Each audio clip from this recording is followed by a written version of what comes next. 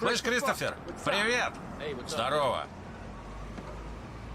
Эй, people, всем привет! Наверное, скучали? Да, я-то точно скучал. И перед началом, как обычно по традиции, лайки и комментарии. А с новых зрителей, который еще не ушел, поняв, что видео, скорее всего, для него будет говно, и пойдет искать в интернете другое говно, подписочка и лайк. Это пересказ сериала «Клан Сопрано», второй сезон, 8 серия. Приятного просмотра.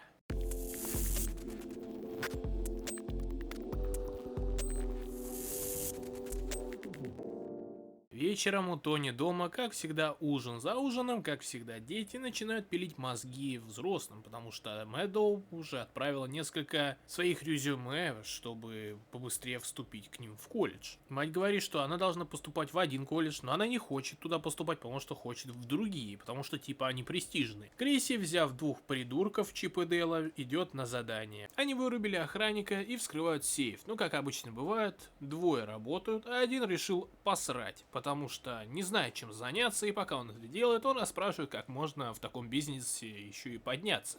Кармела переживает, что ее дочь могут не принять туда, куда нужно. А Ричи, как всегда, сидит и пьет кофе. К нему приходит Данте с Поли и говорят, что Мимзи надо построить пандус, потому что Ричи виноват, он переехал его машиной. Ричи говорит, что максимум, куда он построит пандус, это к обеим жопам этих ребят. На следующий день Кармела встречает соседку. Она упрашивает ее, чтобы она поговорила со своей сестрой. Но она не хочет, в принципе, это делать, потому что она не любит и боится бандитов. И разными предложениями она хочет уйти от ответа, но в итоге она слабодушная и, в принципе, соглашается помочь, хоть и не хотела этого.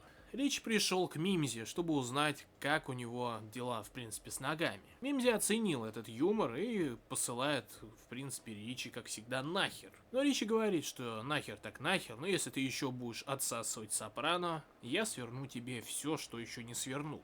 Крисси приходит мириться домой к Адриане, которая шлет его нахер вместе с мамкой. Но Крисси знает, как вывернуться из этой ситуации, и он делает Адриане предложение. Мать, конечно, орет, что это ловушка, но Адриане уже глубоко по мягкой и влажной. За долгое время трое разъебаев встречаются вместе. Джуниору разрешают выйти в магазин за овощами. Ричи угорает над тем, что белки заткнулись и боятся, пока они стоят в одном месте.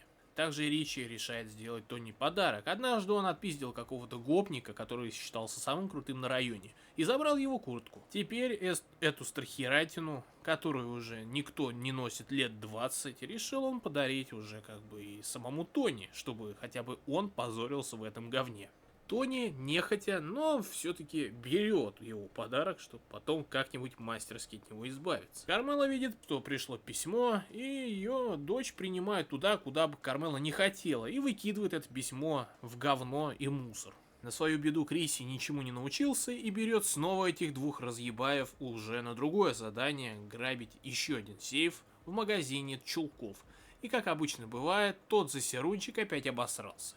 Головорезы приезжают к дому к Мимзи, чтобы установить пандус, но баба с короткой прической говорит: пошли вы нахер. Засерунчик и второй заходят познакомиться лично с самим Ричи. Ричи начинает угорать над тем, какой нос у Крисси, что у него верблюжий нос, и могут прятаться дети под этим носом во время дождя. Соседка приходит к своей сестре, которая практически как две капли похожа на нее, и говорит так и так, но Сопрано хочет как бы услугу. Но ее сестра более характерная и говорит, что у ее сестры нету характера, она кусок говна, и ею всегда все пользовались. А скажи Сопрано, что я занята, и мальчик из Индонезии заслуживает это место намного больше, потому что я не буду писать рекомендации.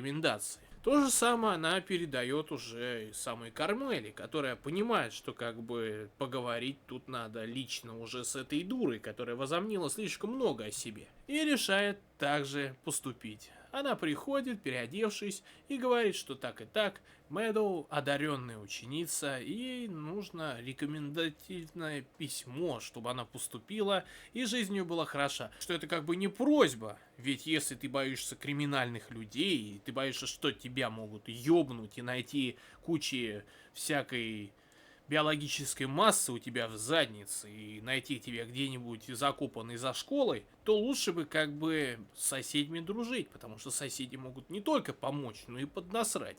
Два разъебая хотят лично поговорить с Тони. Один говорит, что как так и так, долю надо засылать одному. Этот хватает его за горло и говорит, что здесь, наверное, есть прослушки, не надо про это говорить. А второй говорит, как хорошо долбить шлюх в задницу. По приходу соседки Кармели, которая решила вернуть ей блюдце, говорит, что ее сестра оценила успехи Мэдо и решила написать рекомендательное письмо. Два полупокера сидят и слушают голышом рэп. Потом приходит классный персонаж Фурио, который выносит дверь практически, ему ее открывают, и он пришел за долей, за деньгами, которые они собирали. Помимо денег он просит еще 1000 баксов себе. Они, конечно, нехотя, но все-таки дают. Фурио говорит своему другу итальянцу, что скорее всего они друг другу просто-навсего отсасывают. Адриана уже мечтает наконец-то стать той самой женой, еще и мафиози. Рич приходит лично к Кармеле, чтобы узнать, как у нее дела, и плюс принести пожрать. И видит, как на муже домработницы семьи Сопрано висит та самая куртка, которую он тогда украл у какого-то придурка, и которую он подарил Тони. Думают, что им делать. Надо сделать что-то, что в принципе подымет их по карьерной лестнице. Кармела отдала все-таки то письмо, которое она выкинула Мэтту, и говорит, что мне глубоко насрать. Тебя приняли в разных институтах, в разных лицеях и так далее. Но смысл в том, что ты, конечно, взрослый, ты можешь съехать, заниматься незащищенными интимными отношениями со всеми, даже разнопольными,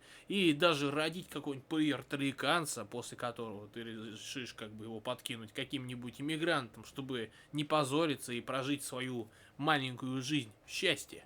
И скоро у тебя это будет, потому что ты поступаешь и наконец-то ты съедешь отсюда и будешь заниматься только своей жизнью. Тони говорит, как хорошо жить на этом. Таблетки он уже не принимает, жизнь у него налаживается, и доктор-психолог говорит, что все хорошо, это хорошо.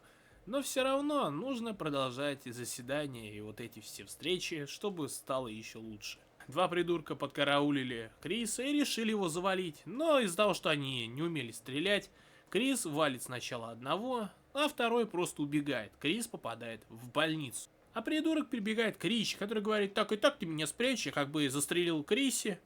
Но тот, понимая, что если Криси выживет, он подумает, что как бы Ричи сам тут при делах, и решает выгнать этого придурка подальше.